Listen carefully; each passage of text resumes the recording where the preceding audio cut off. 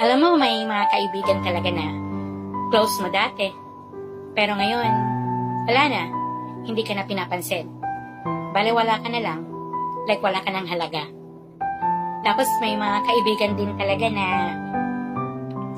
mahal na mahal mo. Akala mo rin mahal ka. Pero sa isang problema lang, sa isang away lang, end of friendship na agad. Naka-block ka na rin. Kahit sa social media. At may mga kaibigan ka rin na close na close kayo at tinutulungan mo siyang parati. Yung parati na sa'yo pag may problema.